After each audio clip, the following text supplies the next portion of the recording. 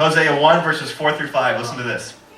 Then the Lord said to Hosea, call him Jezreel, because I will soon punish the house of Jehu for the massacre at Jezreel, and I will put an end to the kingdom of Israel. In that day, I will break Israel's bow in the valley of Jezreel. So, okay, here's what this means. Jezreel kind of brought back memories of a horrible massacre that took place. So it'd almost be like naming your son Twin Towers or 9/11 or something that would bring back really bad memories. That was Jezreel's name, all right? So it really wasn't a great name to have. In fact, your name means vengeance, so it's not a good memory. All right, now please give a hand to the second born, Lo Ruhama. I believe it's Claudia. Come on out. Oh, nice. Come on up. I'm going to scoot over. Okay, chapter 1, verse 6. Gomer conceived again and gave birth to a daughter. Then the Lord said to Hosea, call her Lo Ruhama, for I will no longer show love to the house of Israel, that I should at all forgive them.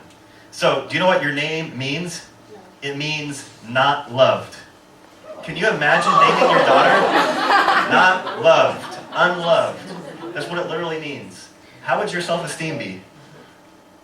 Be like, hey, not loved. Hey, unlovable. How are you? Yeah, it's horrible. All right. And so then the third born, please give a hand to Lo Ami. Lo Ami. Come on out. Oh, nice. By the way, I didn't really give any specific instructions to the wardrobe other than I wanted some lipstick, but I appreciate the creativity. Casey, you can come on out too and watch if you want.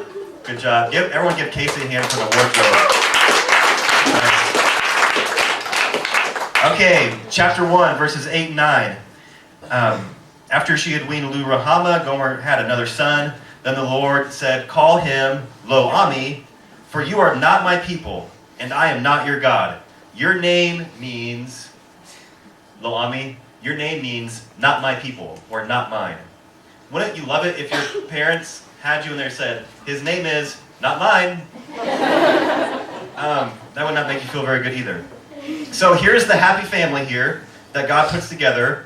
Hosea does his best, but things get really ugly. Chapter 2 of Hosea, we're not going to read the whole thing, but it's basically a big family fight. And here's what comes out of the family fight. The truth comes out that, guess what? Lo Ami, can you come here?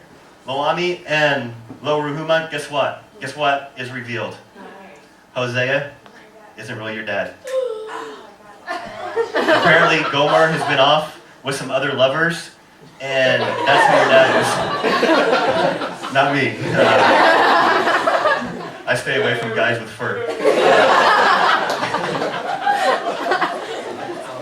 So, listen to this. Chapter 2, verse 2. This is what Hosea tells Gomer. He says, she is not my wife, and I am not her husband. Let her remove the adulterous look from her face. And she says, fine. And Gomer says, because my lovers take better care of me anyway.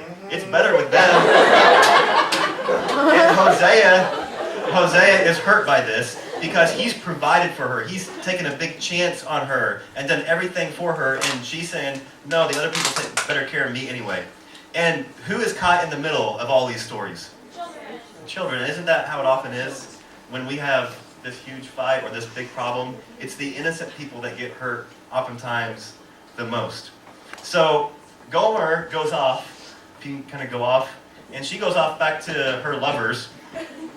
And the children, if you guys can just have a seat down here, the children kind of are neglected and rejected as well. All right.